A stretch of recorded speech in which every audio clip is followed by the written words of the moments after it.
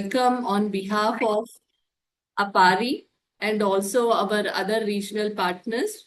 The idea was like we join hands together with all the partners, including Arinina, SIRDA, and then FARA, Kakari. And we wanted to ensure that we celebrate that International Year of Women Farmers 2026. For recognizing the women farmers in this capacity, we conducted the first webinar in Q1. Now, this is our second set of webinar where we will be talking more on to the thematic area like how are we encouraging women in the segment of climate resilient farming, and we also will be listening actively with the experts and presenters here. Would be talking more from the climate change adaptation and in terms of the leaderships where the women is being built across. We'll also talk about and listen to them on what are the possible nature positive agriculture practices are being considered, looking into the empowering women. So with this base background and introduction, I would quickly request Dr. Rida for his opening remarks. Over to you, Dr. Rida. Well, thank you, Samir. Thank you so much. Actually, first of all, I would like to congratulate our colleagues, women, for really this great opportunity this year for Women Year in Agriculture, which is really a great thing for their contribution with us and the achievements they are achieving everywhere in this area. And also, I would like really to congratulate ourselves with the partnership with APAARI and our other partners with this webinars, actually, which is a great opportunity to get people from everywhere going together and joining these webinars and talk about almost similar situations and almost problems everywhere in the world, and to get to work together. Also, on behalf of everybody, I would like to thank the speakers who are going to talk today with us, and they spare their times actually to join us. Also, I would like to thank everybody who's joining us today, and please, we would love to have everybody joining us also in the coming seminars. Thank you so much. Thank you, Dr. Rida, for your opening remarks. So, may I also request Dr. Chandra Shekhara, the Director General from SIRDA, who is also joined today in this webinar, to quickly share his welcoming remarks to all the participants from this webinar. Over to you, Dr. Shekhara. Thank you, Samita. Thank you for the idea of partnership. This idea brought we all people together. Congratulations to everyone here, including the speakers and the partners on the occasion of International Year of Farm Women. And thanks to APAARI for taking the lead. Thanks to Dr. Ravi, Ketrapal, and Samita for bringing we all people together. We are privileged to be part of this partnership effort. SIRDAP is an intergovernmental organization working for strengthening rural development systems in Asia and Pacific. We have headquarters in Dhaka, Bangladesh. When we talk about rural development, more than 60% of the population in Asia and Pacific, they lives in rural areas. Out of that, more than 50% is farm women. We deal with nearly 2.57 billion population. You just imagine more than 1 billion farm women working in agriculture and rural areas.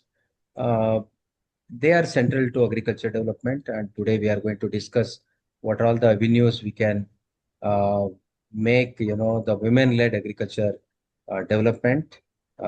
So here social mobilization is important, linking them to market and linking them to especially food processing industry. Wherever in whichever the country they tried this, I think found to be very successful cases, and I'm very much excited to see the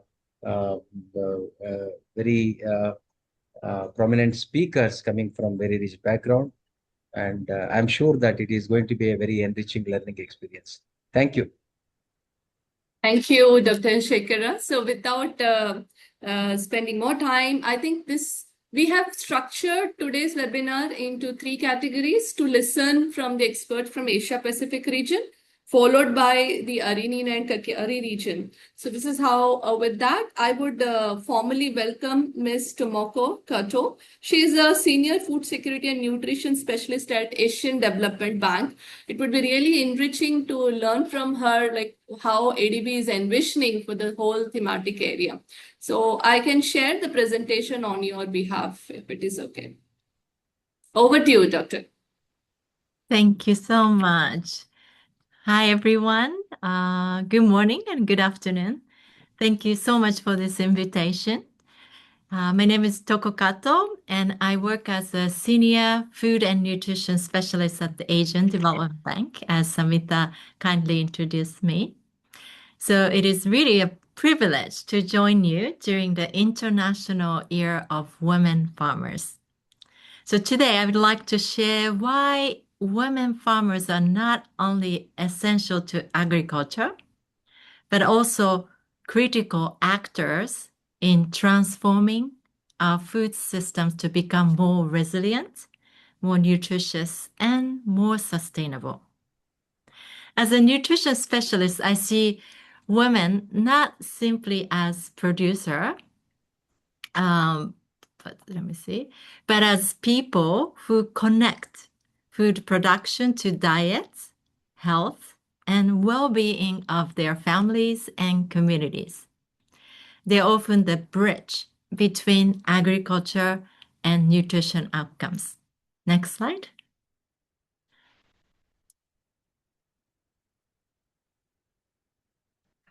So this year gives us an opportunity to recognize something that is often overlooked.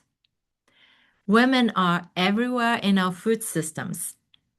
They grow food, process food, sell food, prepare food, and make daily decisions about what families eat. Yet, despite these contributions, women remain under-recognized and under-supported. For me, the International Year of Women Farmers is not only about celebrating women. It is about asking how we can redesign our food systems so that women can fully contribute as leaders, innovators, entrepreneurs, and decision makers. Next slide. So traditionally, agriculture discussions focus on production, but food systems are much broader. Food moves from farmers to markets, from markets to households, and ultimately to diets and health of people whom we care about. So women play, as you can see, critical roles throughout this entire pathway.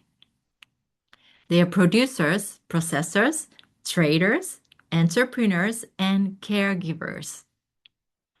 This is why food system transformation, which ADB is working on, and women's empowerment are so closely connected.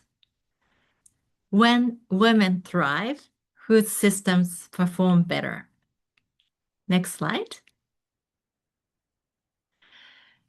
Despite their importance, women face significant barriers. Many have limited access to land, finance, technologies, and training and markets. Women also shoulder a disproportionately the burden of unpaid care work. These challenges become even greater under climate change. When droughts, floods, and economic shocks occur, women are often among the most affected. At the same time, they are frequently the first to adopt and develop practical solutions. Next slide. This is where my work intersects closely with our gender team of ADB. Nutrition and gender are deeply connected. Women shape household diets and food choices. They influence what food is produced, purchased, prepared, and consumed. Across Asia and the Pacific, malnutrition remains a major challenge, from undernutrition and micronutrient deficiencies to overweight and obesity. What we consistently see is that when women are empowered, nutrition outcomes improve. Children eat better. Families consume more diverse diets. Communities become healthier and more resilient. That is why we increasingly see nutrition not only as a health issue, but as an entry point for food system transformation. Next slide. So let me share some examples from our field operations. Well, first one is Lao PDR. In rural communities, climate shocks are increasing poverty and food insecurity. Women do much of the agricultural work, yet often have limited access to resources and opportunities. ADB is supporting an integrated approach that combines nutrition-sensitive social protection, climate-resilient livelihoods, women saving groups, nutrition education, and financial literacy. What I particularly like about this example is that it does not treat nutrition, gender, poverty, and climate as separate issues. Instead, it addresses them all together. The result is better nutrition, stronger livelihoods, greater resilience, and increased decision-making power of women. Next slide. Another example comes from the Republic of the Marshall Islands. Like many Pacific countries, the Marshall Islands face high dependence on imported foods, climate vulnerability, and increasing nutrition challenges. We are exploring how women and youth can become drivers of a more resilient local food system. This includes reviving traditional nutritious crops, strengthening climate-resilient local food production, and promoting community-based food systems. Women's groups have an especially important role here. They can help reconnect agriculture, culture, nutrition, and local economies. For me, this is one of the most exciting examples because it demonstrates how women can help protect traditional knowledge while creating healthier and more resilient food futures. Next slide. Women are also critical actors beyond production. They play major roles in processing, trading, marketing, and entrepreneurship. However, many still face barriers in accessing finance, digital tools, and market opportunities. One example is Miss Timori Network, where thousands of women have become entrepreneurs, distributing nutritious dairy products while gaining business leadership skills in Indonesia. These examples, the three of them, show that investing in women is not only socially important, it also makes economic sense and strengthens food systems. Next slide. At ADB, we increasingly work across sectors because these challenges are interconnected. Food system transformation cannot be achieved by agriculture alone. It requires collaboration across climate, nutrition, gender, health, education, social protection, and private sector engagement. Our role is to help countries connect this agenda through financing, policy dialogue, partnerships, and knowledge sharing. We try to bring together climate resilience, women's empowerment, nutrition, and livelihoods into a single development pathway. Next slide. So this brings me to my main message. Women farmers are not simply beneficiaries of development programs. They are agents of change. They are protecting biodiversity, adapting to climate change, improving household nutrition, and strengthening local economies. If you want resilient food systems, healthy diets, and sustainable development, we must invest in women. Because investing in women ultimately means investing in stronger communities and more resilient future. And last slide. Before closing, I would like to highlight our collaboration with ADB's Gender Equality Team. Over the past years, we have been working together to strengthen the connection between gender, nutrition, and food system transformation. One initiative is our Gender Nutrition Webinar Series, which brings together researchers, practitioners, and development partners to explore topics such as women's empowerment and nutrition, women transforming food systems, forests and diets, and policy approaches that simultaneously improve gender equality and nutrition outcomes. The series reflects our belief that nutrition and gender are not separate agendas. They are reinforcing each other. As we celebrate the International Year of Women Farmers, we hope to continue showcasing stories, evidence, and experiences that demonstrate how women farmers are transforming food systems across Asia and the Pacific. Thank you very much, and I look forward to the discussion.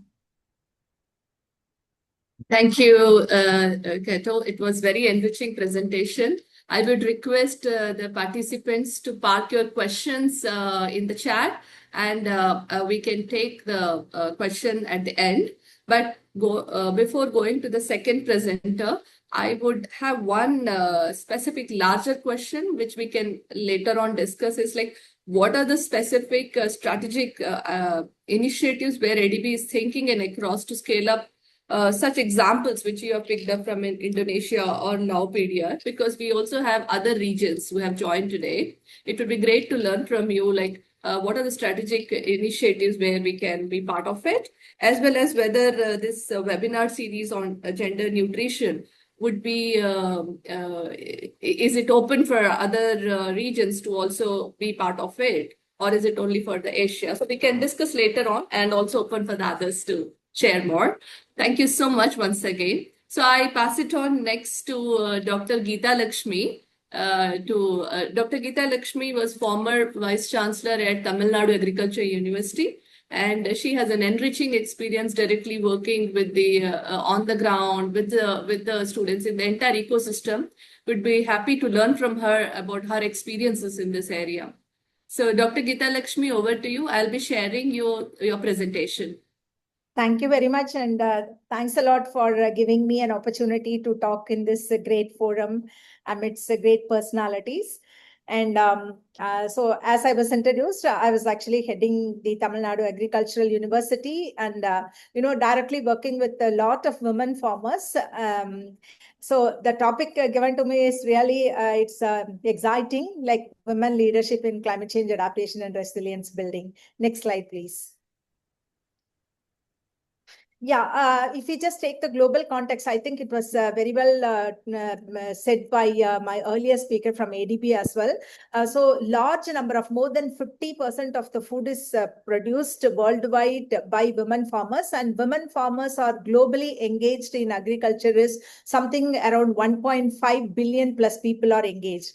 And like one interesting thing is like 60 to 80% of the Asia Pacific region, the food is produced for the domestic purpose, domestic consumption. So what exactly required here is we have to now, beyond that level, we have to think and we have to take it forward to export-oriented agriculture as well, for making the farmers more kind of economically strengthened. And more than 70% of the people are small and marginal farmers. As far as, at least for India, as far as India is concerned, we have around 70 to 75% of the farmers are small and marginal farmers. So that is the biggest message that we have. So we have to deal with the farmers who are actually resource poor. And, despite their critical role, women farmers face many barriers, especially limited access to resources. They are not having so much of resources. Another thing is the finance. Finance is the greatest constraint. And then the technology access is also another important thing.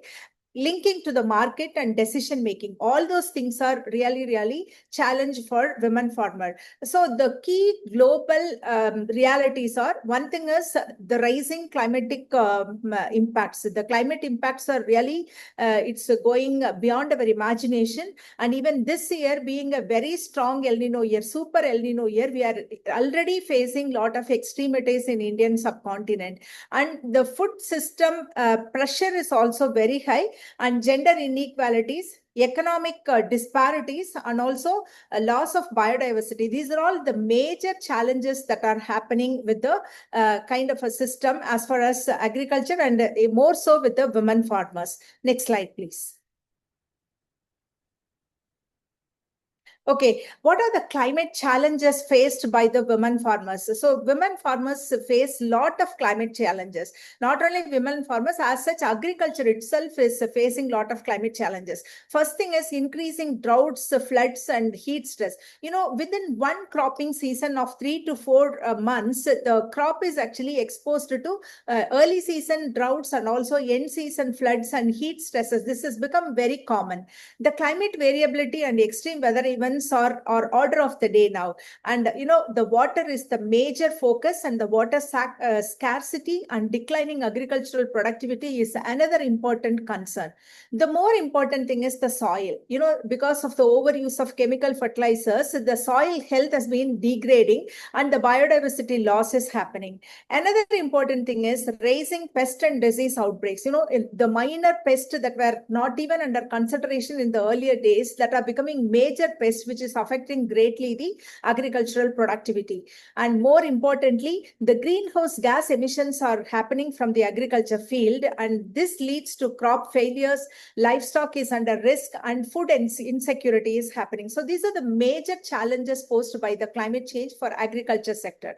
As far as the socio-economic changes are concerned, my earlier ADP speaker also said limited land ownership, especially for the women. The second thing is reduced access to credit, limited climate information available to them, both current climate as well as what is going to happen in the future, that is not readily available. That we have to make it sure that this information are available to them. Now, lots and lots of improvement is happening in terms of AI and automation and so on. So that is another area we have to concentrate. And lower access to technologies and gender gap in the extension service. These are all some of the socio-economic constraints that are happening. Another important area is which is we consider it as an emerging risk. The male workers are migrating for other than agriculture work, that is non-agriculture work, like for a construction and so on. So the entire responsibility lies on the women head, and the workload is increasing to a greater extent. And the nutritional and livelihood insecurity is also happening. These challenges, actually, the women vulnerability is increasing because of these challenges, but also it demonstrates their resilience and critical role in sustaining agricultural system. So what would be the impact of women farmers? First thing is food security. The women produce 60 to 80% of the food for the internal consumption, which is very, very important for the food security. Another thing is livelihood security. Third thing is biodiversity and nutritional resources, then climate resilience, and also social impact. These are all very, very important. As said earlier, investing in women farmers is investing in resilience and also inclusiveness and sustainable future for every one of us. Next slide, please. Okay, so we have to definitely think of nature positive food system. What is nature positive food system? That is moving from reducing harmful activities to regenerating good. That is what is called nature positive agriculture. So I'm just enlightening a few of the areas. One is biodiversity enhancement. We have to enhance the biodiversity, maintain diverse habitats, protect native species, and improve pollination services, which means we have to use less plant protection chemical so that we are not harming the beneficial insects like honeybees. The second important thing is soil regeneration, building the soil carbon. If we just see most of the areas in the agricultural lands, the organic carbon content has become less than 0.6, which is really very poor situation, and we have to build on to this. So increase the microbial diversity. Because of overuse of chemicals, the microbes are almost becoming very meager, so that we have to increase the microbial diversity by organic farming, by natural farming, and using biofertilizers and so on. So by altogether, we have to restore our soil structure. Third important thing is water cycle, restoration of water cycle. So what we have to do is recharge groundwater. That is very, very important. Over extraction of groundwater, there is no limit how much groundwater can be exhausted. If we replenish, then we can definitely exhaust. But the thing is, we are not doing the replenishing of the water, but we are continuously extracting the groundwater, which actually leading to lot of soils that are coming from the deeper layers to the top layer, which spoils the soil also. And another important thing is we need to prevent runoff. Now that because of the changing climatic condition, almost like heavy rainfall events are becoming more and more. The frequency is becoming more and more, which leads to runoff. So to prevent runoff, we need to act on the watershed basis. That is also one of the important things. We need to improve the soil quality as well. The third important thing is nutrient cycling. Support natural nutrient cycle, reduce synthetic fertilizers, and we need to make the soil healthier by putting lot of crop residues into the soil itself, so that we are making our soil healthier. Another important thing is ecosystem-based adaptation approaches. One of the very important thing is community-managed forest. So women forest users maintain biodiversity and provide income through NTFPs. Sustainable harvesting of medicinal plants, honey, bamboo, mushrooms. This can happen to manage the forest in a community basis. And the next one is wetland and coastal restoration, which is very, very important to save the biodiversity, especially the mangrove. Mangrove is one of the savior whenever there is a tsunami or high tide or anything, which is protecting the people who are living very close to coastal area. So mangrove restoration provides storm surge protection and fisheries support as well. Fish ponds integrated with agriculture reduce climate risk. And watershed management, as I said, collective action on soil and water conservation in a shared water sources. And then terracing and check dam, this also prevent erosion and recharge aquifers. Next one is rangeland management. Instead of leaving the animals continuously, we have to go for rotational grazing, which will definitely improvise the rangeland management system. Women headers' knowledge on forage and water management is critical, because they've got lots and lots of traditional knowledge, which we need to take it forward. So then another important thing is like a healthy ecosystem we need to maintain. Resilient farms, stronger soil, better water, things they have to be taken care of. Sustainable food system need to be ensured, and then positive impact is restoring nature today will be useful for better tomorrow. Next, please.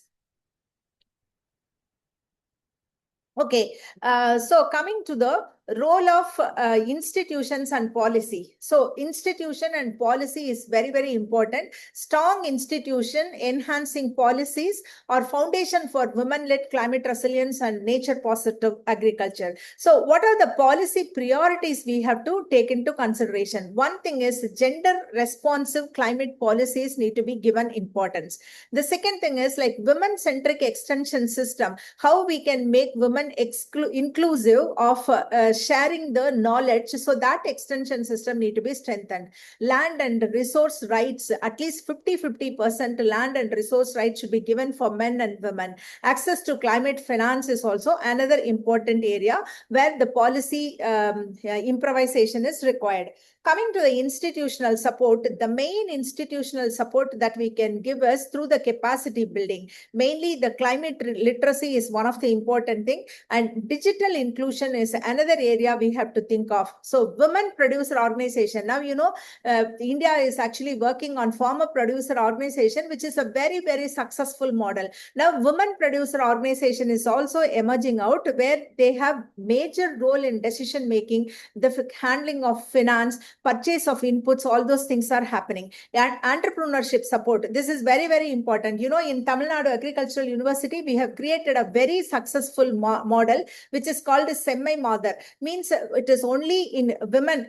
We are actually considering every entrepreneur equally, but we have created a separate opportunity for the women entrepreneurs, where 1,500 women entrepreneurs enrolled with us, and almost more than 300 women entrepreneurs have become very successful, especially in various areas, starting from the food production, seed production, and also to the processing, and then to the export-oriented market. Some of the women have even produced drudgery reduction tools that is becoming very, very popular among the farming community. Coming to the technology access, AI-enabled advisory is one of the very important area. Now, we are, by using this AI-enabled advisories, we are giving customized agro-advisory services to the farming community, where whatever the information that they require, only that information will reach to them instead of general information. Then precision agriculture, which is very, very important, because to reduce the greenhouse gas emission, to maximize the use efficiency of water and other inputs, and also to maximize the productivity, this precision agriculture is being practiced. And we are now adapting villages so that we convert that entire village into precision agriculture village. Renewable energy is another important thing. So empowered institutions and inclusive policies unlock the potential of women and communities to build a resilient, sustainable, and nature-positive future. Next slide, please. Okay, so this one is again, like, what are the innovation and technology for women? As we already discussed, it is AI-based agro-advisories, mobile-based weather services, drones and precision farming, solar power irrigation, climate risk insurance. This is very, very important. Climate risk insurance is one of the very important area where the women farmers are continuing to do agriculture. Because of the aberrant weather situation, they will lose everything, but the insurance helps them to come back to agriculture again. And then carbon farmings and opportunities. So this is again another area. Next slide, please. So how to build resilient communities? Women at the center of the community resilience. So that is what is one of the important area what we do is. So we need to empower the women to build stronger communities. So women-led community initiatives, some of the initiatives. First initiative is climate resilient villages. As I said, climate adaptive infrastructure and local planning for resilient communities is very, very important. So we adapt, it becomes model villages. One example is in Tamil Nadu, we have got 385 blocks. So we have adopted one block for each village so that becomes a model village. There we are making the entire village as climate resilient village. We make everything smarter, seed smart, breed smart, everything smarter, so that becomes a model village which could be scaled up to other villages. So that's how we are doing this. And then nutrition gardens. This is very, very important to promote diverse nutritional food system for better health and food security. Then the farmer producer organization, where the farmers have kind of the right to fix the prices for what they are producing and also get the inputs for a lower cost. Biodiversity conservation is another aspect. Local seed systems and disaster preparedness network. This is mainly by knowing the forthcoming weather and how to adjust themselves. So that's what is happening. So the major outcome is the stronger local communities, improved food security, social resilience, and also sustainable natural resource management. So the major impact is women-led communities become more resilient, inclusive, and sustainable, as I said in the previous itself. Next slide, please. So this is some of the examples. So the first example I'm giving from India.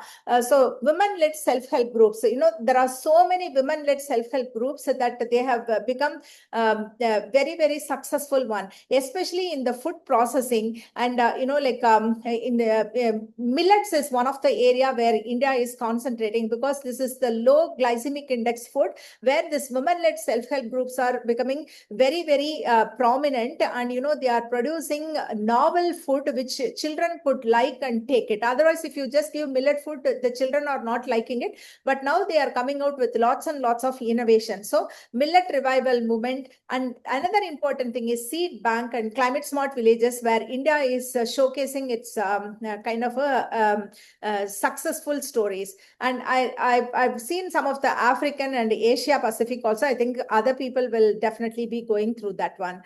So the thing is, impact of women-led climate resilience is mainly the economic impact, improved income, better productivity, and diverse livelihood. In the case of social impact, better nutrition and women empowerment and stronger communities, and kind of. Next slide, please. So this is about strategic recommendations. I'm just going to finish it in another 2 minutes. Coming to the strategic recommendation, which we can call it as one is gender responsive climate policies, which we have already discussed, strengthening women institutions like self-help groups and farmer producer organization, improving access to credit, insurance, and digital technologies, then investing in capacity building and promoting women-led innovations. So this is what is we required to make the women more stronger in agriculture. Next slide, please. So vision for the future is women farmers are not merely vulnerable group in climate change discussions. They are transformational leaders driving resilient, sustainable, and inclusive agriculture futures, because they can become leaders. They can showcase the resilience and the sustainability, inclusivity, prosperity, and everything. So my final slide is, together, let's empower. Next slide, please. So together, let's empower women farmers to build a climate resilient, sustainable, and inclusive agriculture future. So call to action is the policymakers. They have to do kind of a correct policies, pro-women policies, investors and financiers. So they have to invest in women-led solutions, and then development partners. They have to be strong partnership. They have to create. Then communities, they should value, adapt, and kind of give a lot of importance to women. So like every one of us together, join hands, we can definitely enhance the women participation in agriculture. So let's show today the seeds of empowerment, resilience, and hope for thriving future for everyone. Thank you so much. Thank you, Dr. Gita Lakshmi, for sharing this very enriching and data-supported insights. And I'm sure the other participants might have noted down. And it is very important for the call to action to bring everybody as a multi-stakeholder in the form of collective action to work together. And we would be taking few questions at the Q&A session. Thank you, Dr. Gita Lakshmi. Yes. So with that, may I request my next speaker from Vietnam, Ms. Pham Thom, who would be speaking from the Vietnam Agricultural University, VAS. Yeah. So over to you, Pham. Should I share your presentation? Yes. Yeah. Yes. Could you share my presentation, please? Yes. I'm sharing it.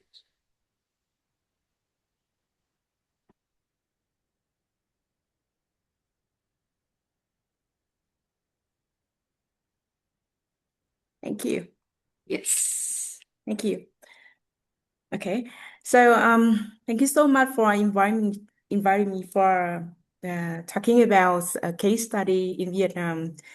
So I'm going to highlights what we have done last year with very young cooperatives that consider a initiatives from Vietnam. So I try to highlight that project. It's very, very short, but they work together with the community to promote a women-led cooperative integrating agriculture and tourism. So I heard from our speakers today. So we all know that women are not only the one who produce but trade, but also make a decision on how what to eat every day. And another role of the women is actually they are very powerful in terms of making their life and the communities stronger, and make their living environments more, livelihood resilient, and also climate change resilient. Next slide, please. Okay, so talking about the community initiatives, I would like to highlight the point here. We consider this is not a initiative from researcher or donor, but that's really a community initiative that developed by the communities, and we are there for supporting and getting the ideas of, how to use their indigenous knowledge, how to conserve their natural resources, and especially how to maintain the cultural resources from the ethnic people in the communities in Taiwan.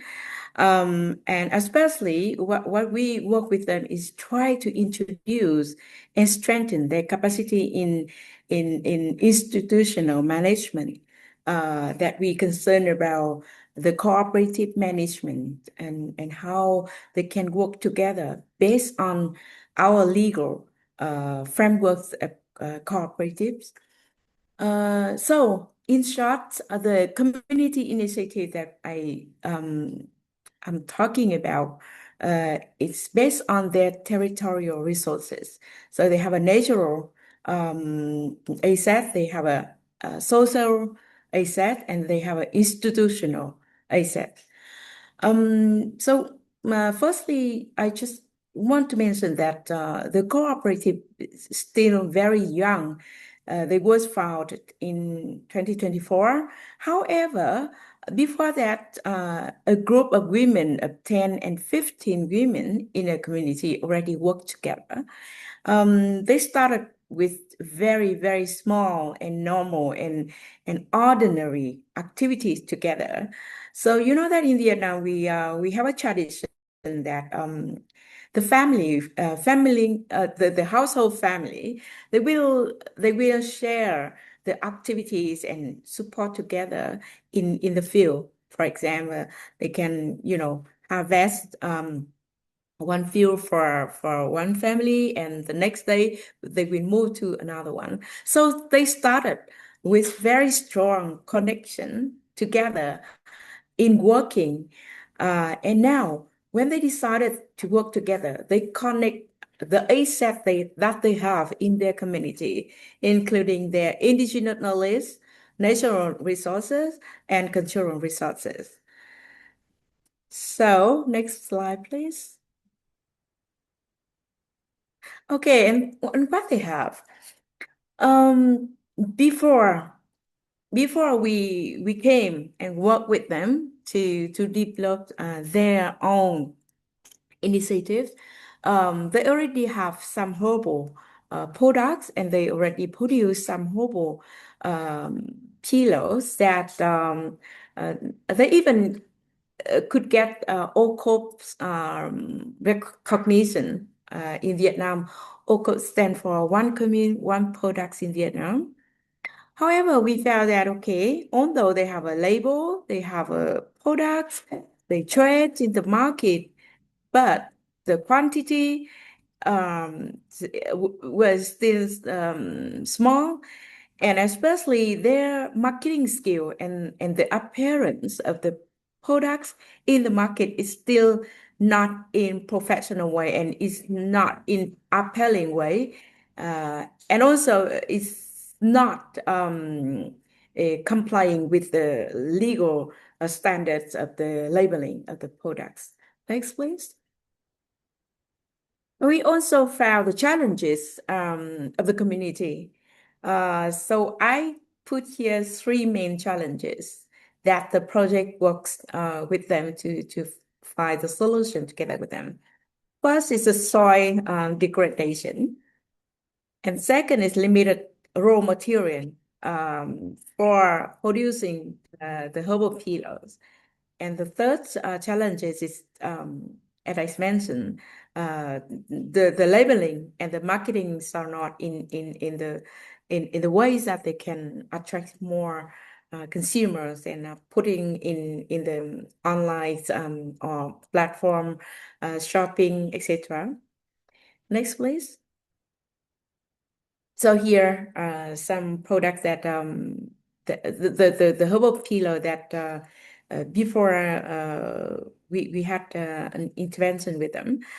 So you can see that the plastic bag and also the peeler appear, although with the ethnic patterns, but the packagings we haven't got any packagings and labelings that are attractive to the consumer outlets.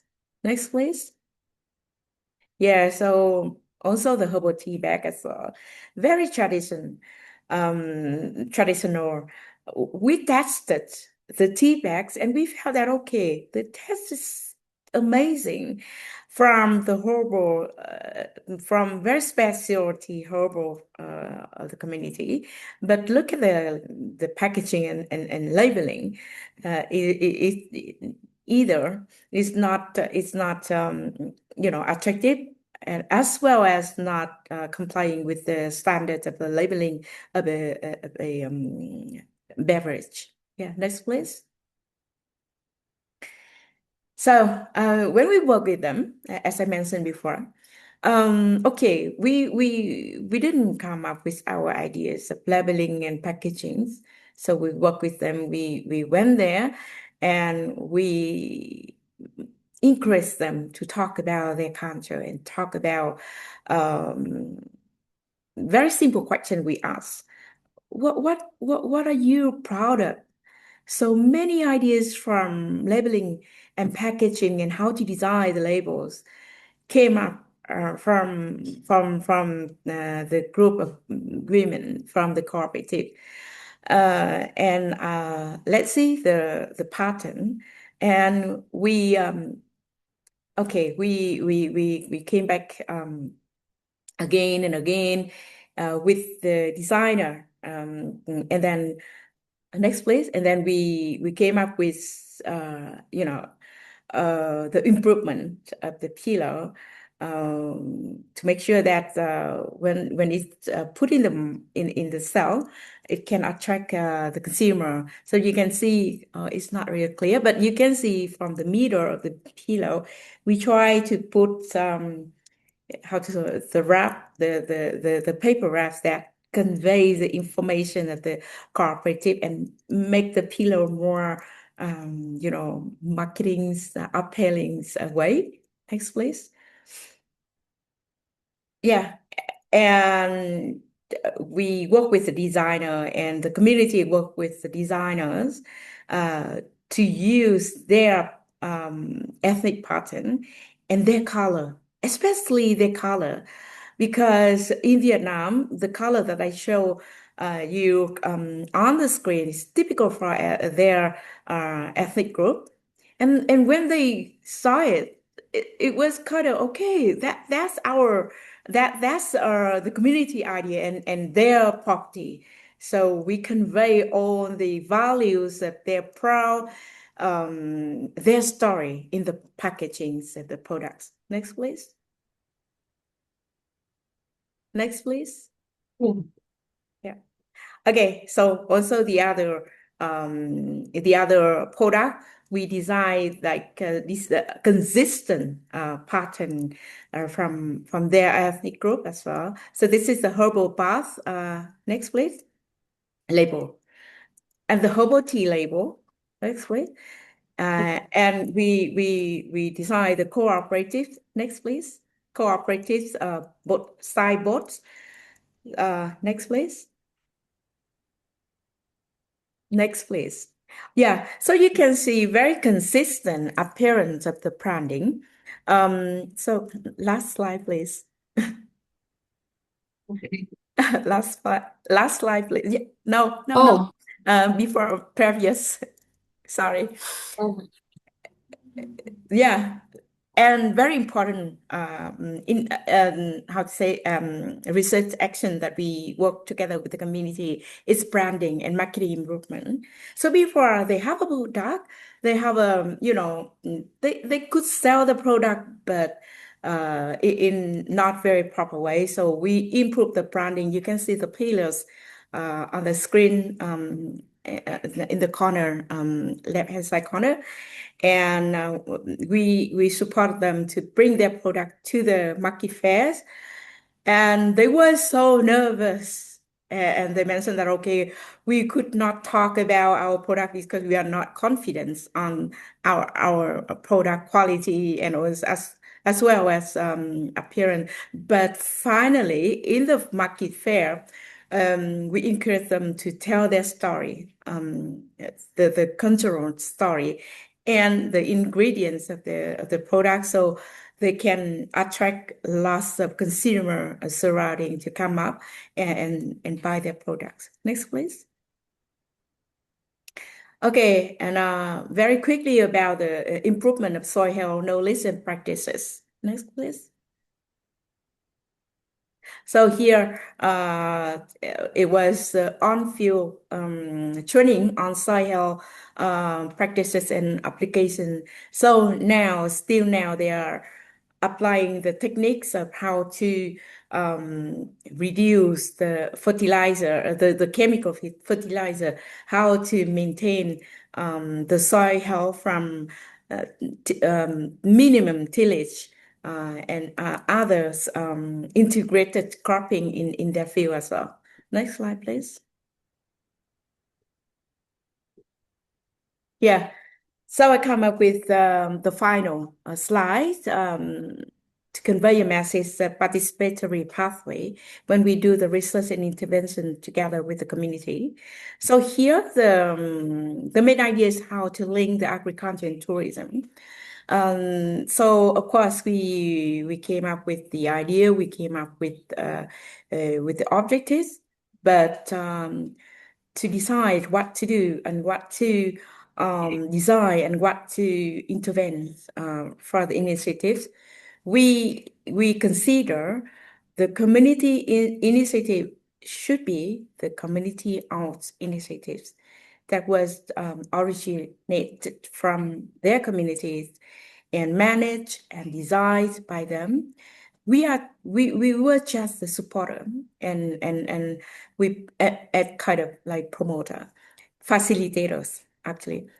And especially the second point is local authority engagement. We got really effective and useful and helpful from the communities the cooperatives support.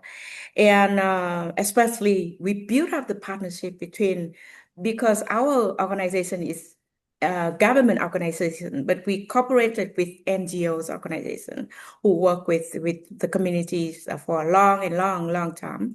And we have a donor.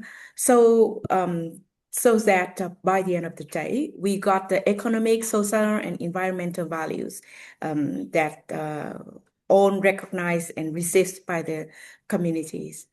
Thank you so much. Next slide is the thank you slide. Thank you. Thank you so much. Yeah. Hand it to you. Thank you. Thank you, Dr. Thom. for giving the interesting use case. I think there are a lot of cooperative models in Asia as well as in Pacific and in other regions. It would be interesting to learn the good practices, and I'm sure this is completely women-led or how they are being making it profitable. Probably it would be interesting to learn more on a separate call, or if any of the participants would be interested to know more. And I really thank you for completing it on time. So these are the three different experts' view from Asia and Pacific region. Now I move to the next region from Argentina. So we have the next speaker, Ms. Rama Alzar. She's from FAO, a gender specialist, and we'd be happy to learn from her expertise, like from the region, and we can also look from the Asia, what are the good practices we can pick it up. Yes. Over to you, Dr. Rama. Thank you, dear. And can we put the Yes. presentation on? Yes. And just Yes. for the audience, I'm not a doctor. I'm gender specialist. Oh, okay. Cool. Yes, Thank Rama, so you. I'm just sending it across. Hopefully one day we'll be a doctor. Thank you so much. And hello, everyone. I'm very pleased to have this opportunity today. And actually, I'll be presenting about the Climate Wise Women Initiative, a model designed and to strengthen rural women's leadership in climate adaptation and resilience overall. Just before I jump into the presentation, when we're discussing climate change in agriculture, we often focus on technologies, infrastructure, or production systems. However, resilience and mitigation and adaptation is also about people. It's actually about who has access to information, who's able to make decisions related to climate adaptation, and who has the opportunity to adopt and apply this practice on daily basis. Women, as most of the speakers were saying, and most of you know, already are playing a critical role in agri-food system. Yet they remain underserved by traditional, actually, agriculture advisory services as well. So the Climate Wise Women Initiative was designed to address this challenge in particular and to ensure that women are not only recognized as vulnerable and beneficiaries of climate change, but also as agents of change to adapt to climate change and apply the climate adaptive solutions. The next slide, please.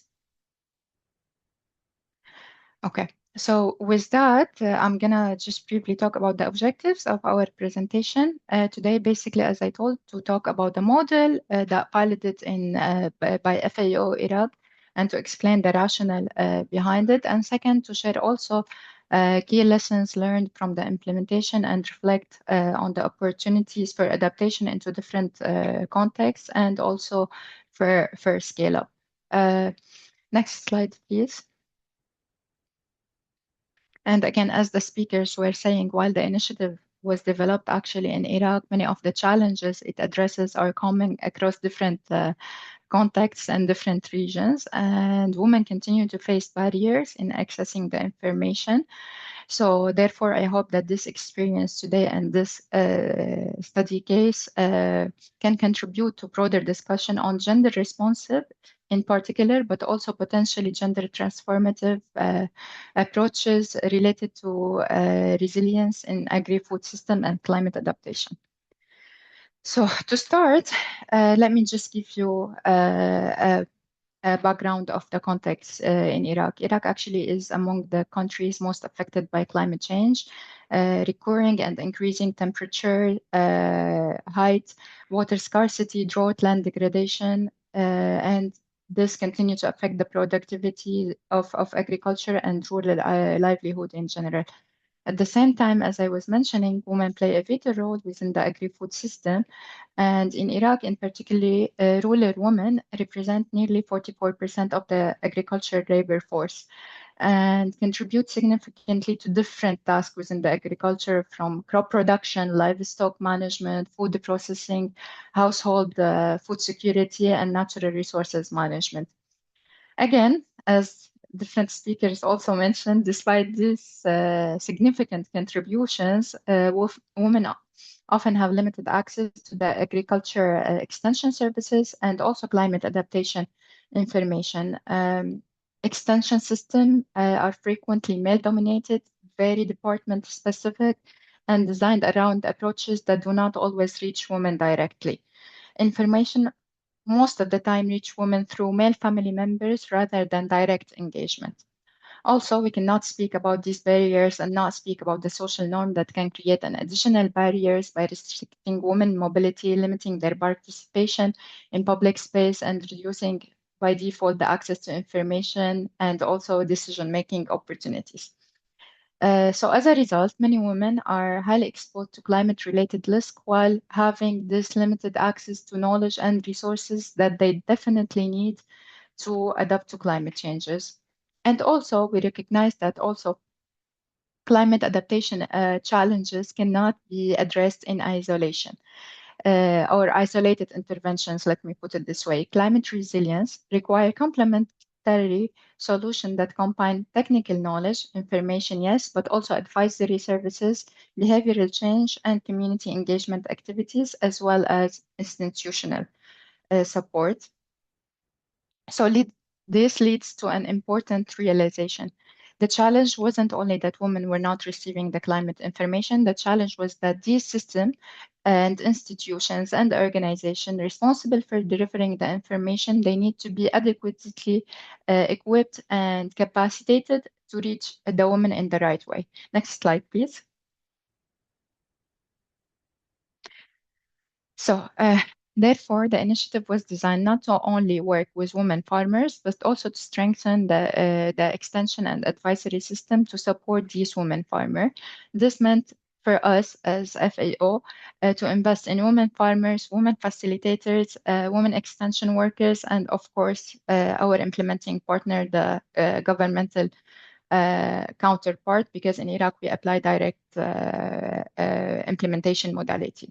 And as you see from the slide, at its core, the climate-wise woman is a woman-to-woman model, a trust-based peer learning model. So, as I was mentioning, part of its innovation is not what type of information is also needed, but also how this information reaches women, especially in the most remote areas. So one of the key characteristics of the model, its integrated approach, which bring together, as I was saying, two complementary areas of focus. The first one, women farmers, to ensure that the information reaching them and ensuring that they have access actually to climate adaptation information with locally relevant solutions. And the second one is the extension and advisory system that support them from the beginning, of course. If we are talking about empowerment and sustainability, this requires local capacity that remain long after the project end. Therefore, we wanted to implement with the extension service, and we focused on creating a cadre of trained women who could continue supporting the adaptation effort at a community level even after the project ends. So to support this, FAO developed a dedicated we called it the climate-wise curriculum, which is more scientific and technical curriculum, inclusive of climate adaptation concepts, climate-smart agriculture practices, but also facilitation skills and community engagement approaches. And it serves as the backbone of the model to ensure consistency in how the knowledge is transferred across the different level of the approach. So as you see, the models begin with the technical experts, then we move to the master trainer, who are primarily government extension officers and ensure also the technical quality while strengthening the institutional ownerships. And then in turn, they move to local facilitator on a field level, where they establish women farmers group And by the end, we have these women groups disseminating the information to other women farmers at a village level in a simplified version. So every time the information is transferring is simplified to fit the reality and absorption capacity of rural women. Next slide, please. So just to briefly elaborate on the journey of the climate-wise women, it started by coordination and preparation of the technical material and the different curriculums developments, and then the selection of the master trainer, which had like a technical and social criteria, of course, jointly with the Ministry of Agriculture, then recruitment of the training recruitment, sorry, of the local facilitator at a village level, because they are trusted individuals in the community and it's safe for women to engage with them. Then training and the creation of the women farmers group, and also doing field demonstration for the women farmer groups. Depending on the location, we were contextualizing the nature of the demonstration, and then continuous monitoring and feedback loop mechanism across the different levels. Next slide, please. Just for the sake of time, and just to ensure that initially we wanted to have the model for 2 years to cover different seasonal calendar, and for the women farmers to see how the climate change is affecting through different seasons. But also, if we are talking about behavioral change and social and community, let me put it this way, and community level activities, of course, 2 years is the minimum, and we need continuous engagement over at least 4 years. So what we have learned very briefly, just for the time, that the women's priorities and needs, they need to be at the design of the project. It's not always the most advanced technology that would really help the women, because you need to see also their adoption capacity, multiple level of empowerment, because I mean, our aim is to build more resilient and more productive communities, but also the workers themselves or the service providers or the institutions, they need also capacity building. Empowerment benefits, they need to be measured way beyond an increased production. They need to incorporate the social indicators into it, or the gender indicators into it. It depends on your context, the term that you use, because sometimes the term gender is also sensitive in certain contexts. And of course, as I was mentioning at the beginning, women are not only vulnerable, but they are agents of change. Next slide, please. 1 minute and I'll finish.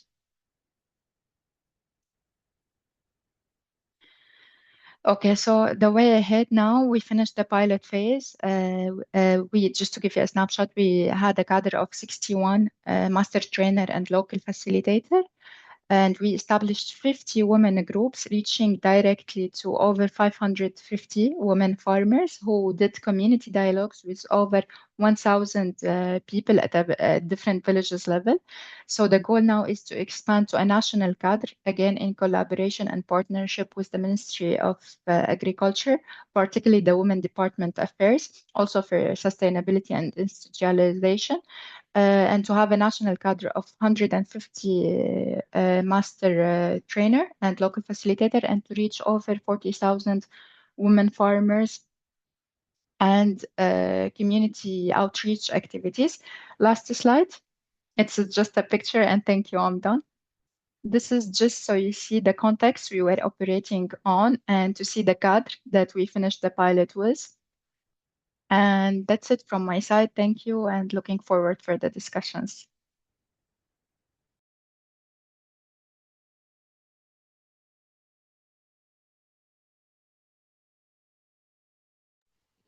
Thank you, Rama, for this interesting model about climate-wise women model. I think it is very interesting to learn and more, but I have a direct question, like what would be the sustainable model? Because there are countries which comes under LDC, and there are certain countries which are still developing, and looking at the different landscape, what are the possibilities of replication of such models? We might need to think across that.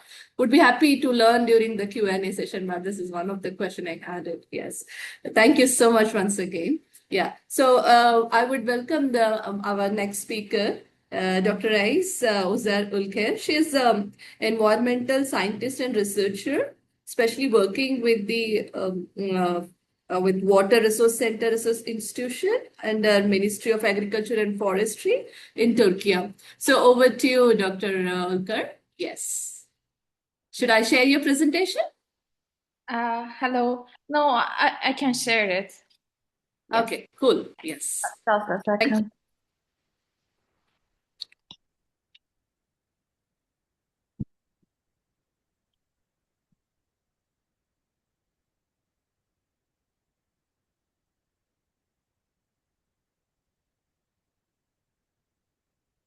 Yes, we can Yes. see your presentation. Yes. Hello again. Greetings from Turkey. It's a great pleasure and honor to be here today, representing both my country and my institution. My name is Ayse Ozgewika. I'm a biosystems engineer and I hold a master's degree in energy and sustainability. I currently work at the Soil, Fertilizer and Water Resources Central Research Institute, which operates under TAGAM, the General Directorate of Agricultural Research and Policies, within the Ministry of Agriculture and Forestry of Turkey. And my work mainly focuses on the climate resilience of agricultural producers. I have led several research projects on farmers across Turkey, and today I will be talking about some of these projects and the insights we gained from them. And when we begin with climate change in agriculture, we often focus on rainfall, temperature, drought, floods, or yield losses. But climate risk is not only environmental, it is also social and economic. The same climate shock does not affect everyone in the same way. Its impact depends on who has access to land, finance, insurance, information, technology, etc. For women in rural areas, this is especially important. Women are deeply involved in farming, food preparation, water use, household management, and local risk response. But at the same time, they may have less access to formal resources, trainings, credits, and institutional support. So, gender responsible climate action is not a side issue, it is central to effective adaptation. If we want climate smart agriculture to work, we need to ask not only what practices are needed, but also who can access them, who can decide on them, and who benefits from them. And it is not only about women's vulnerability to climate change. It is also about women's leadership in the adaptation. In many rural communities, women are already making daily adaptation decisions. They help decide how flood is stored, how water is used, how household income is managed, how livestock is cared for, and how families respond when production or income is affected. This is why I use the framework of soil, water, and risk actually. So real soil presents long-term productivity, local knowledge, biodiversity, and nature positive practices. Water represents both irrigation, access to climate information, and risk is income diversification, cooperatives, insurance, finance, and household resilience. So the key point is women farmers are not only affected by climate change, they are already managing climate-related risk every day. And the real question is not whether women can lead climate adaptation. The real question is whether our systems enable them to lead.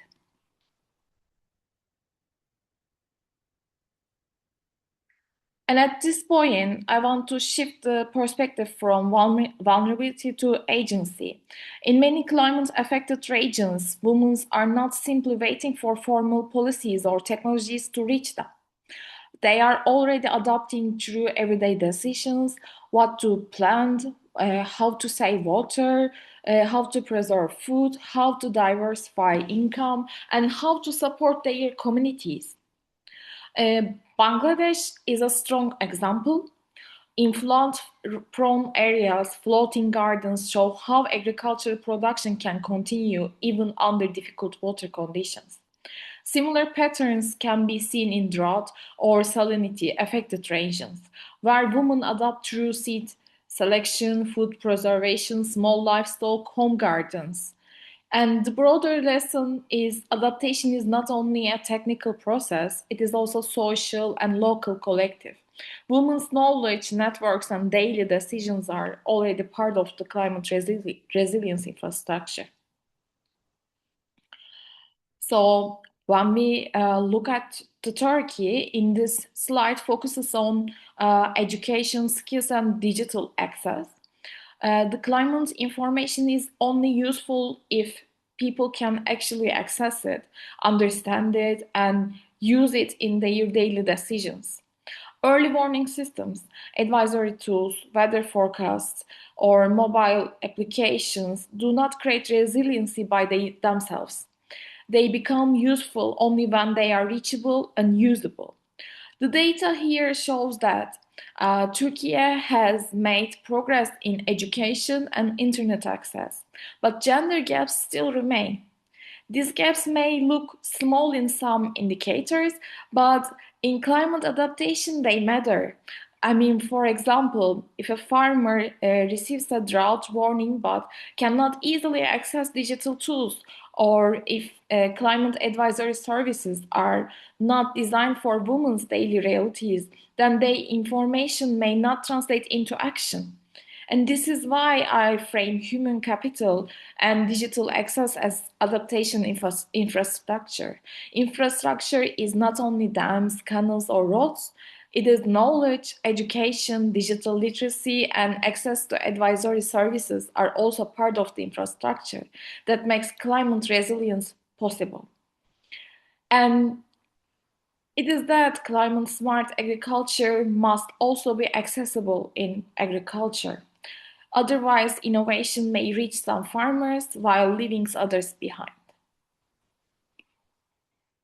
And in this part, it is about voice and decision making. Women make up almost half of Turkey's population, but their representation in many formal decision making spaces remains limited. This is important because climate adaptation is full of local decisions. Who decides how water is allocated, for example, which crops are prioritized, or where extension services are delivered, which farmers receive training. And these are not only technical decisions, they are also institutional and political decisions. If women are not represented in these spaces, their needs, knowledge, and priorities may be overlooked. And this is especially relevant for climate smart agriculture.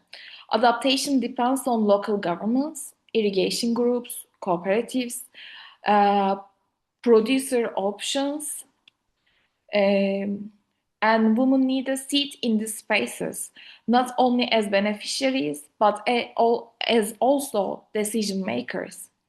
It is that women's climate leadership is not only about individual capacity. It is also about whether institutions make space for women's voice, priorities, and leadership.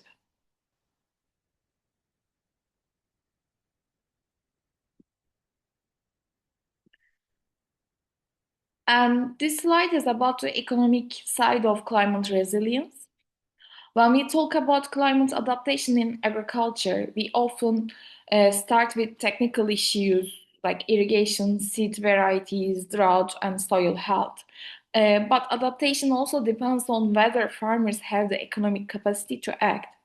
In Turkey, the gender gap in labor force participation and employment is still very visible.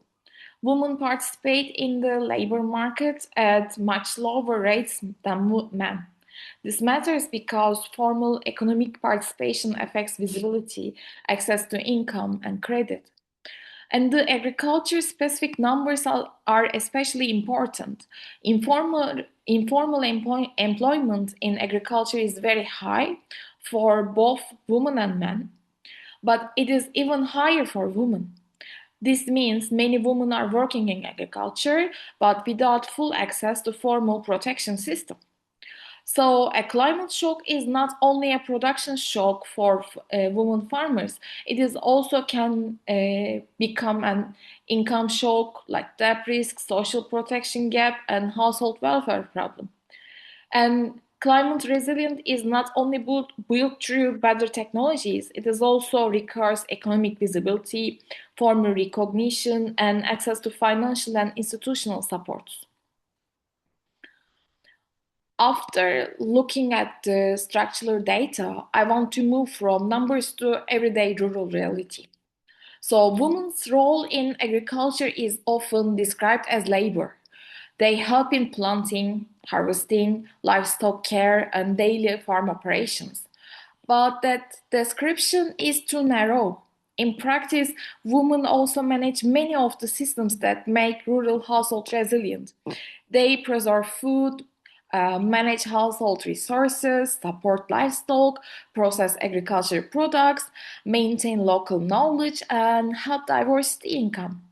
And this matters especially under climate stress.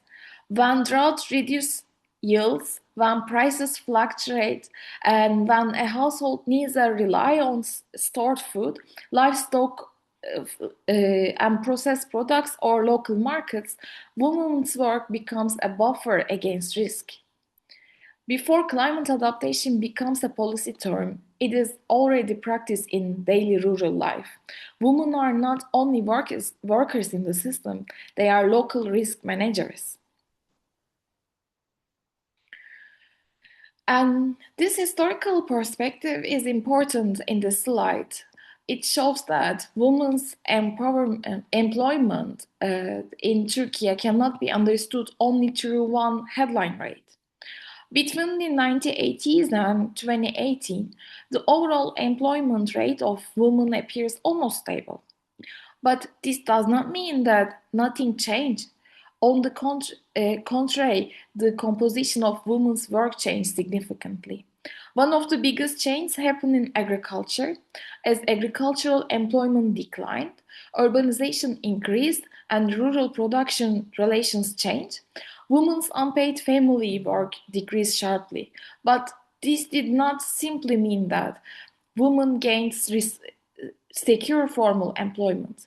Some women moved into services, sales, and professional occupations, but in rural areas, many women remained connected to agriculture through new and often more precarious forms of labor, like wage work, daily work, seasonal work, informal works.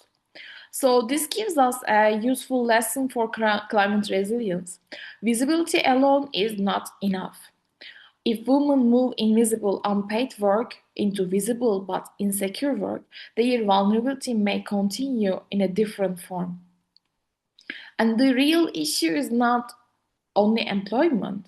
It is decent work, protection, access to finance, insurance, training, and decision-making power. And maybe this slide helps us avoid a common mistake.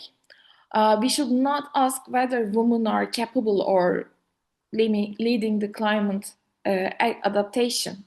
They already do many of the practical tasks. They make resilience possible. And the real question is whether systems enable them to lead. Access to land matters because land gives decision-making power. Access to finance matters because adaptation often requires investment. Access to insurance matters because climate shocks are becoming more frequent and more costly. So when we say women's leadership, we should not think only about individual motivation. We should think about land, finance, institutions, time, technology, and voice.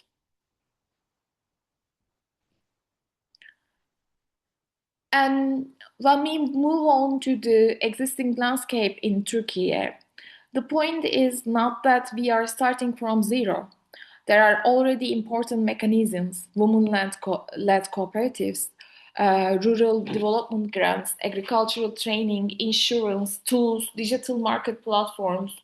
etc. And for example, women-led cooperatives can help women move from invisible production to visible entrepreneurship. They can support branding, collective sales, local value chains, and income diversification. And rural development grants can support investment in processing, storage, equipment, and digital tools. Agricultural insurance is also important because resilience is not only about preventing losses, it is also about absorbing shocks when they are happening. So the real question is how to connect these mechanisms more explicitly to climate adaptation. Are grants helping women invest in water-saving technologies? Are trainings reaching women farmers? Or are insurance and finance tools accessible to women? Here, I would frame climate-smart agriculture as a set of practical decisions rather than a list of technologies. And the focus is not only on production more, but on reducing risk, using water better, keeping soil healthier, choosing crops more strategically, acting earlier through climate information. And for women farmers, this is especially important because many of these decisions already sit close to their daily responsibilities in production. Food processing, livestock, households, management, and local markets. And in this slide, it broadens the discussion from climate smart agriculture to nature positive and ecosystem based approach.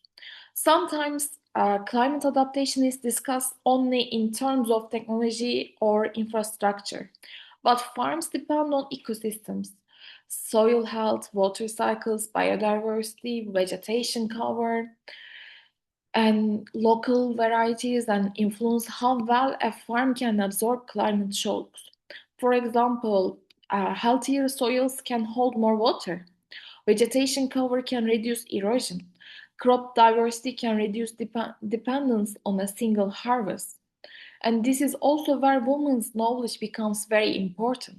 In many rural households, women carry practical knowledge about seeds, food plants, livestock. Sorry, Ayse, I have to interrupt here. We have 5 minutes left, so that Okay. with respect to the other presenters also. Thank Yes. you.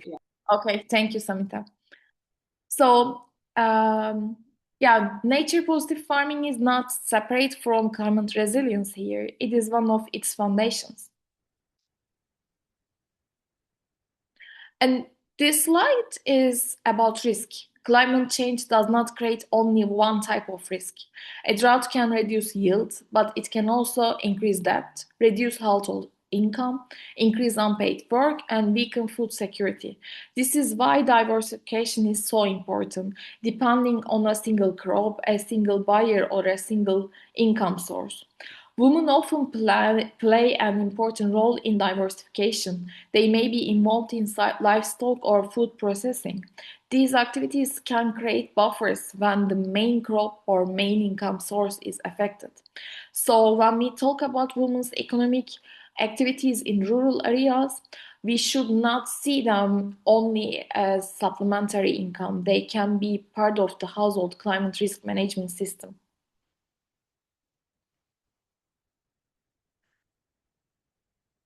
And this slide brings the previous ideas into concrete examples from Turkey. The first example is women-led cooperatives. And the second one is agroecological and local production initiatives. The practices around soil health, water management, biodiversity, and lower input dependency are important for climate resilience. And the third example is digital and data-enabled agriculture. Digital markets can improve access to buyers, climate information, and early warning tools can help farmers act earlier. And Turkey already has many promising pieces. And the challenge is to connect cooperatives training, finance, insurance, digital tools, and climate smart practices should work together as a resilient ecosystem in our country. So to close, I will bring the presentation back to the central argument. The goal is not only to support women farmers as a vulnerable group, the goal is to enable women's climate leadership. That requires several shifts. Firstly, women's work needs to become visible. Women should be recognized not only as a family labor, but as farmers, as knowledge holders and risk managers. And secondly, support mechanisms should be connected.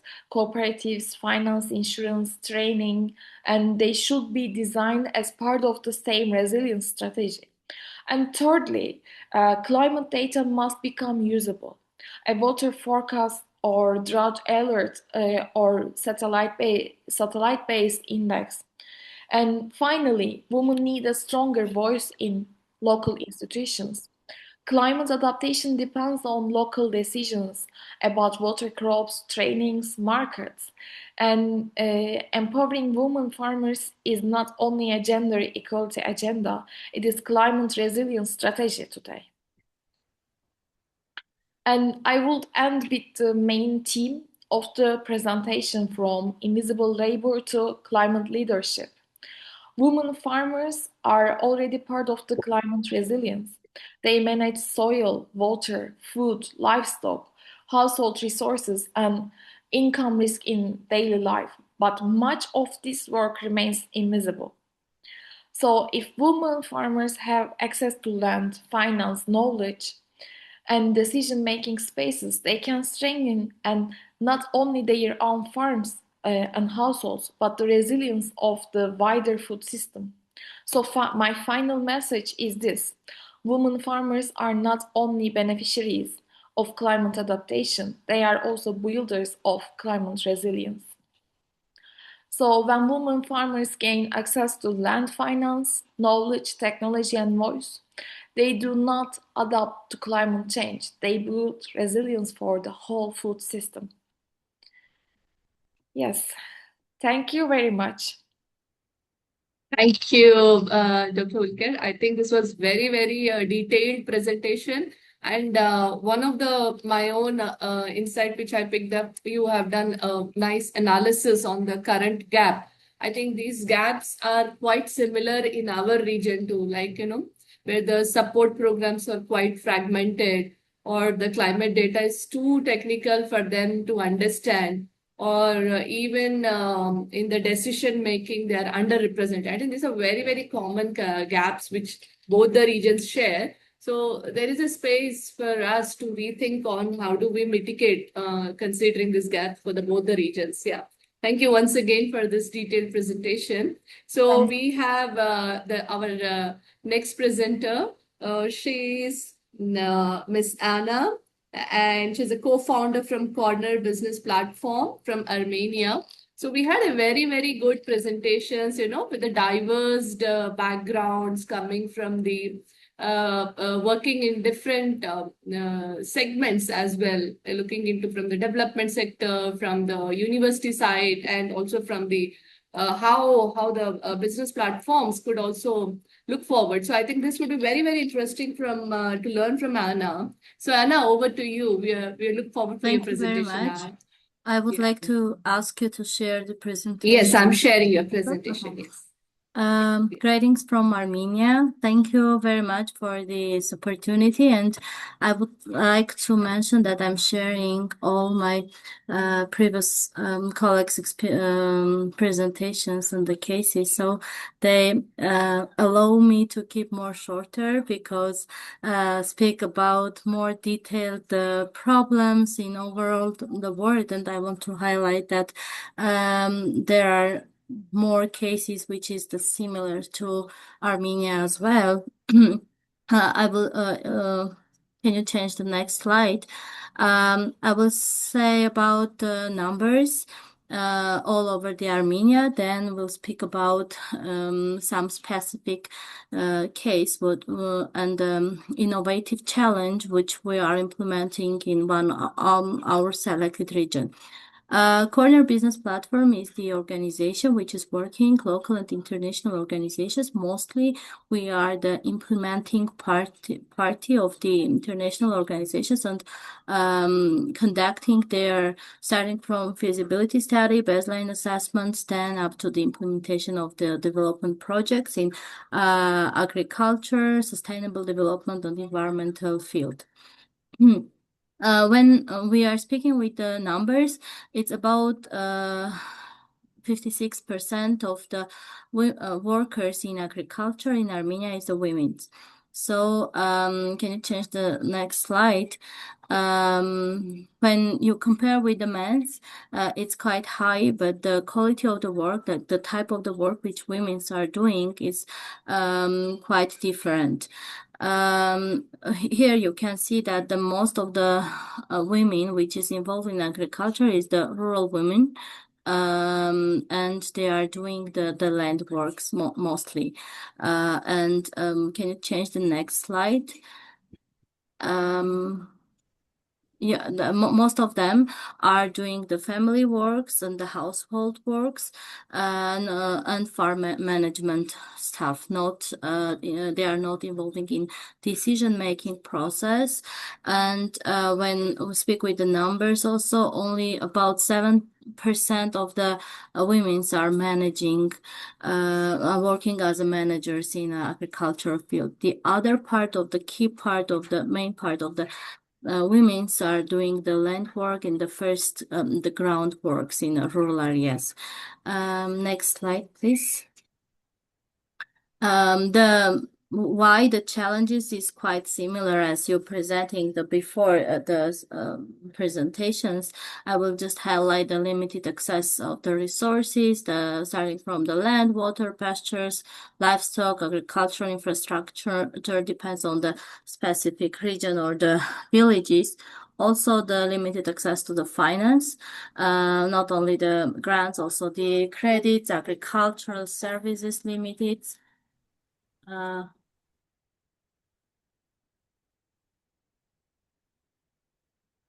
I think Anna, you're on mute.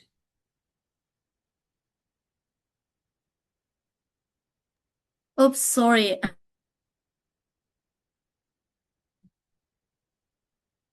You are on mute, Anna. I guess someone is making me mute because No, please carry on.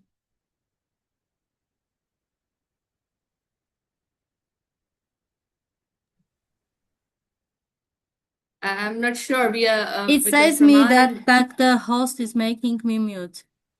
No, I don't think so. Okay. Yeah. Can you hear me now? Yes. Yeah.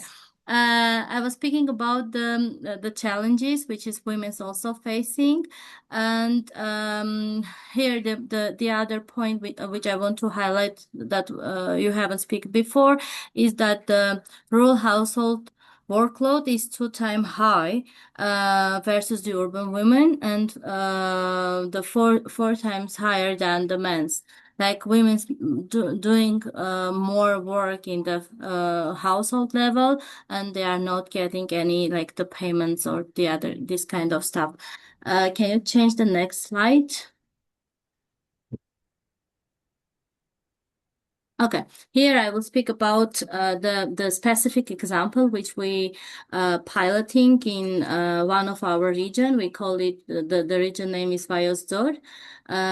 We select that region because of the climate conditions. There are lots of fruits are growing, and the sunny days is quite more comparing with the other regions. We pilot 3 interventions. One is the dried fruit production. The second one is the sweet sujuk production, which is like nuts covered with the fruits jam. And another one is the orchard production, like the specific type of nuts which can grow that region, considering also the climate change challenges. We have selected about 70 women from the households, which is somehow they have the relations with the dry fruit makings in a household level, and starting from zero from them, from the education, not only about the production, but education about the household management, the leadership, then the managing their financial resources in general. Like about a year, we give them very intensive training modules with online and offline. And then after that, we support them giving some equipments which they can use for making their production. We were thinking that having this quite high number of the farmers from the women from small region, which will be challenging. But the interesting one is most of them, like 95% of them, involving all the process. And now they are producing and selling products locally in the touristical points, road markets, local value supermarket chains, and even some of them are already thinking to exporting the products. Can you change the next slide? This is the topic, some of the topics which we give them as a training, starting from the business idea generation up to the marketing and the selling their products. Can you change the slide, please? Finally, we have out of the 17, we have selected 48 women who get the support for starting their production, and in one region, 12 communities involved all the process. Can you change the slide? This is the all the way how we reach them and how we work them. We make for them the online educational platform for getting the access of the knowledge. Also use the Google Drive as a source, but then make the specific platform for them, and then organize different study visits in Armenia. Other success, show them the other women's success cases, motivate them to start the process and involve it fully. Can you change the slide, please? Here you can see some smiley faces from the selected beneficiaries, some equipment which they get. You can change the slides faster because the others are already the pictures. This is the tree planting process. The interesting of the tree planting side is we have select the land which is not normally used for orchard making, and with the agronomists and the scientific approach, they try to make this land more useful, as if I can say like that. And because after this climate change processes, the region is coming out from the fruit production mostly. Now we are also adapting a new type of trees there which they can grow, and this is as a piloting or pilot orchards, established orchard samples, like 1,000 square meter in each part of the region. We are, after 5-6 years, we will see how this new type of varieties will grow there. Can you change the next slide, please? This is one of the pictures, their study visits, how they are making their products and starting process. And the next one, if we have more pictures, this is the tree planting part. This is the all innovative challenge which we are saying we are piloting in that region. thank you very much. If you have some questions, I'm open. Welcome.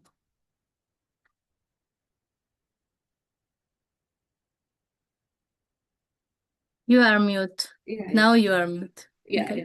Thank you. Thank you so much, Anna. I think this is a cooperative model which is being followed, or is it something like in India we call it as self-help groups? So maybe we would wanted to know what is the model like? Is it the self-funded cooperatives which they are running for this whole ecosystem for managing right from production, branding, and also from the market linkage? Yeah. So. So. Yeah, okay. Yeah, please go ahead if you want to answer that.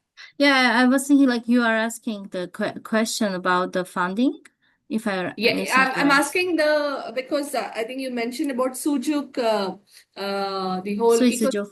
Yeah. So this is all led by the women, and the support is given by the government, or is it the self-funded? It's a cooperative, or is it a federation?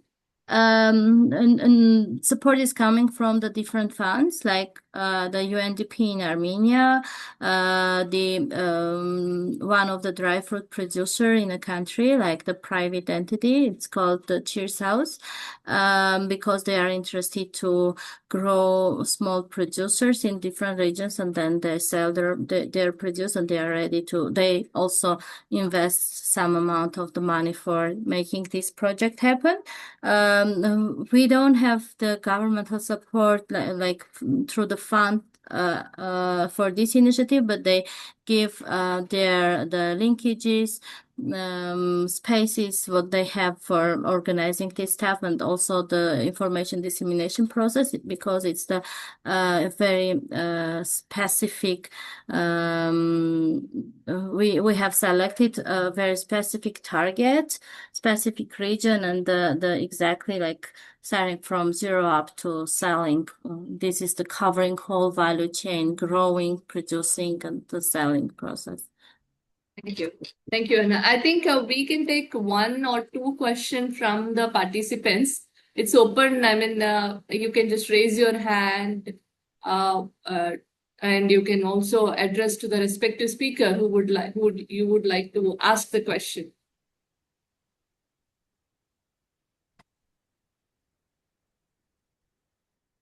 Hello, good afternoon. May I ask questions? Yes, please. Yeah, thank you very much. This is a very good approach and jointly organized webinar. I would like to thank you all the initiators that APAARI, FARA, CEDAP, and others. Actually, this is very good presentation. I heard from especially the Miss Alkar. Actually, we all are celebrate the International Year of Women Farmer. So we are scaling up the digital initiatives in Bangladesh. Like very recently, we initiated smart farmer cards to streamline agriculture incentive. However, we face structural challenges because many grassroots women farmers lack formal land titles. The open risks being excluded from this primary digital database, despite being the main drivers of local climate adaptation, like we have very good floating agriculture or salinity tolerant farming. So my question is, how does Turkey or other countries capture and validate the contributions of landless or informal women farmers within EU national climate resilient database or project frameworks? So what indicators do you use to ensure digital and financial inclusion are not restricted by traditional asset ownership? Thank you. Is this addressed to Dr. Ulkar? Yes, or anybody can contribute. Okay. And I this think is let Dr. this be. Sushmita Dash from Bangladesh. I'm Director Agriculture Information Center, Bangladesh Agriculture Research Council. Yes. So over to you, Dr. Ulkar, if you are there.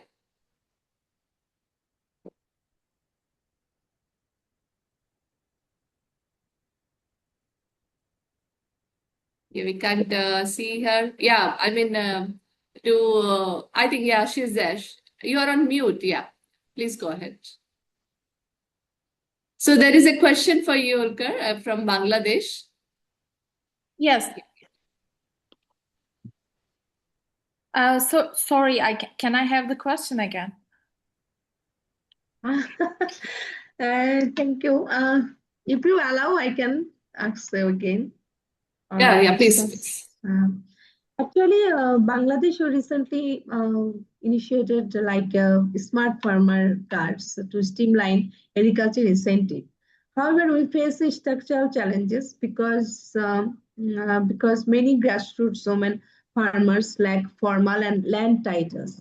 They often risk being excluded from this primary digital database, despite being the main drivers of local climate adoption, like floating agriculture or salinity tolerant farming.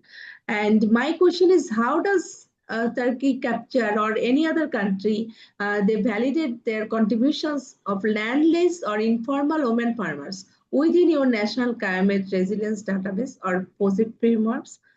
And what are the other indicators do you use to ensure digital and financial inclusion like this and are not restricted by traditional asset or ownership? So for me, the support is actually for the Turkish farmers. In our example, we divided that to three, like the women-led cooperatives. We are very strong about it, and like they can support branding, collective sales, and local value chains with it. But they also climate function. They can reduce like isolation and create collective capacity to manage the risk. And like also like agroecological and local production initiatives, like practices around soil health, water management, and biodiversity. Like when women are included in these trainings for them, also like the local initiatives, nature positive farming becomes more practical and more like scalable. And also, as you also mentioned, like the digital and data enabled agriculture, like digital markets can improve access to the buyers, and like the climate information and early warning tools can help farmers act earlier, and they can be like reach to everyone. These are like the main three pillars for us. Okay. Thank you, Ulkar. Yes. I think Dr. Susmita, is it, I hope you got the answer. Yes, But yes. holistically, I mean, we can take this as a separate discussion, but definitely there are a set of indicators in Asia Pacific, especially when you are talking about digital inclusion and in terms of affordability, accessibility, and what type of tools are being incorporated, which part of the value chain. So we did certain survey within the region. I would be happy to share those things and what are the gaps we identified. Probably that could also help you to mark the indicators to consider when you're talking about inclusion. Maybe we'll have 2 questions because we have just 10 minutes more. Maybe I pass it on to Dr. I think Ibithal Abu Obeid. Over to you. You can unmute yourself, please, and go ahead with your question to ask with the speaker. Yes, good morning from Jordan. This is, in the beginning, allow me to introduce myself. This is Lama, the engineer Lama, from Head of Economical Empowerment of Rural Women from Jordan. In the beginning, allow me to thank all the presenter or speaker because all of them put their fingers on the main obstacles and the main effort that all our countries support the rural women to achieve the main idea to put these women on the stable, lively hood. I want to explain something here. In the Jordan, there's a many policies and a many implementing program that give the women or pay, يعني, achieve the empowerment of the women to facing the climate change. Allow me to يعني special thanks to the speaker from India and my question for her.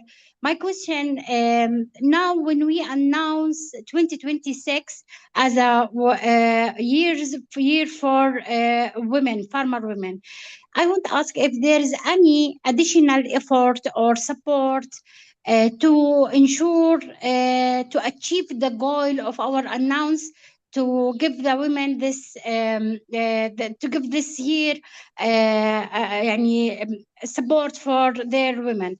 And another question that if we have any indicators being put in place to measure if we success of our announce of this year to for women. Thank you. Thank you so much. Unfortunately, Dr. Gita Lakshmi has left, but I think I have noted down your question. So, because this is a larger theme for celebrating International Year of Women Farmers, and which has been announced, and definitely each country has its strategic approach to have an additional support at the institutional capacity or at the inclusion at the front line, when I say. So what type of support it could be in terms of capacity. These are the some of the, but very specific to the countries. So, and then very, very good question, which you asked is about indicators to measure the success.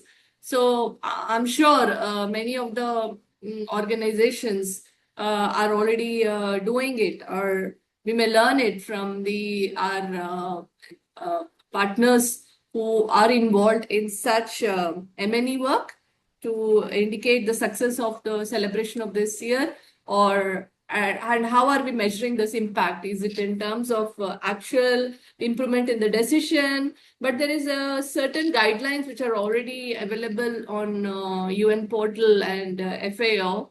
So we'd be happy to share those as well. Yeah. But definitely, I've noted down your questions, which will be parked to Dr. Gita Lakshmi, and I'll revert back on email as well. I think the last question should be from Gwar Malik. Can you unmute yourself and keep your question a bit short? Yes. Good afternoon, all. Yes. Okay, good afternoon.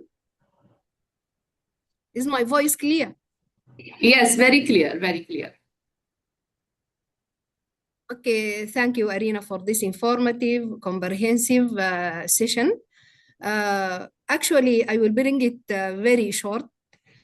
My question is specifically towards the social barriers, how to address the social barriers related to women farmer empowerment and leadership regarding resilience, agriculture resilience food systems.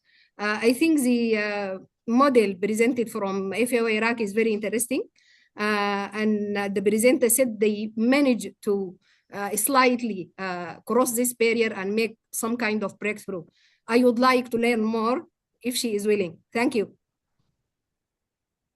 Thank you. Thank you. It's a very important angle, like how we include this social barriers, and that only then we can talk the next part of it. So may I request any of the speaker who would like to answer her question or share your insights? If not, I'll ask Dr. Rida to comment and share your reflections, Dr. Rida.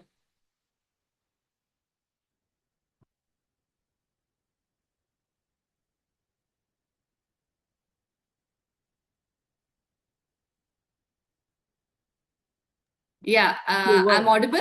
Well, yes. Thank you. I think the question of Jawahar really is a very important question, because sometimes, yes, the society issues, they are related. But I think the stage what we are now and looking at the presentations which we have, I think we have exceeded even the situation of women involvement as a gender to the woman involvement as a leadership, because now we are talking about woman leadership in agriculture. But still, yes, but I think with the current situation with education, as we have already, there was also some discussion about the education at the level of the schools, education at the level of the university.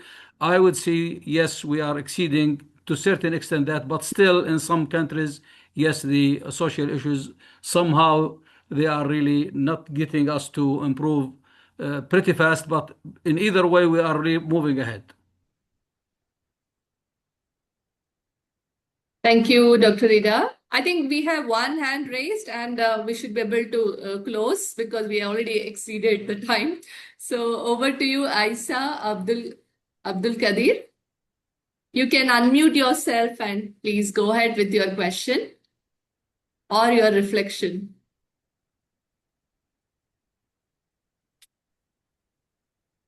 Asia.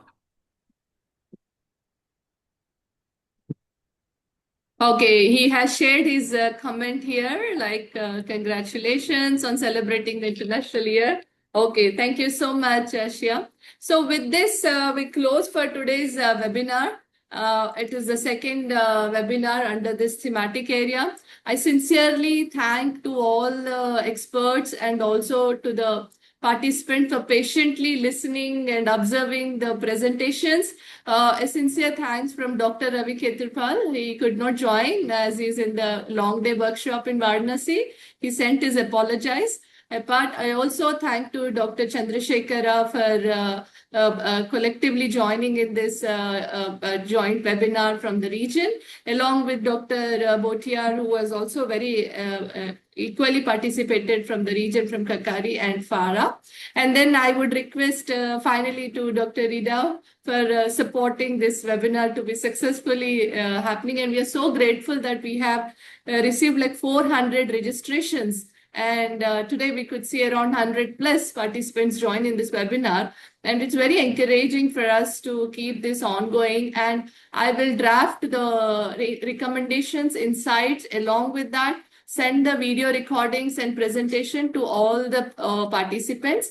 With that, I would invite Dr. Ida for the final closing remarks. Well, thank you, Samita. I think I will join you also to thank the speakers with really the great and the thorough discussions and presentations they have done in this webinar. Also, I would like to thank also all the audience, the people who joined us today, and also at the same time, please, if you have any question, if you have any comment, if you have any suggestion, email us or send us information even on WhatsApp. We can really work together on that. I think the point which I would like to mention, yes, woman involvement should not be a gender issue any longer. It should be also a leadership issue. Women involvement. Today we talk about the sustainability where women projects, women work in agriculture is really getting a high recognition of the high sustainability and the work they have achieved across the world. So I would like to thank you, Samita, also for really putting a lot of effort. And also I congratulate the partnership between us, where we are getting this actually momentum to continue our work. And I would like to invite everybody who's hearing us here also to join us in the forthcoming webinar, which will be announced in the coming maybe a month or so. So thank you so much. Thank you. With the due permission with everybody, may I request for a group picture? And if it is okay, can we switch on the camera? We can capture the moment. Over to you, Deepika. You can have the camera and you can have the group picture. Thank you, Sammy. Just wait a moment. With a smile. With a smile, yes.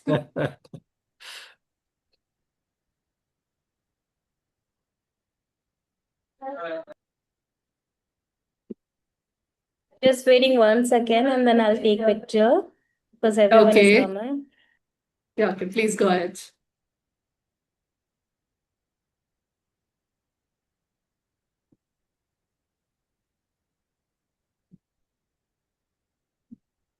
Done, Deepika?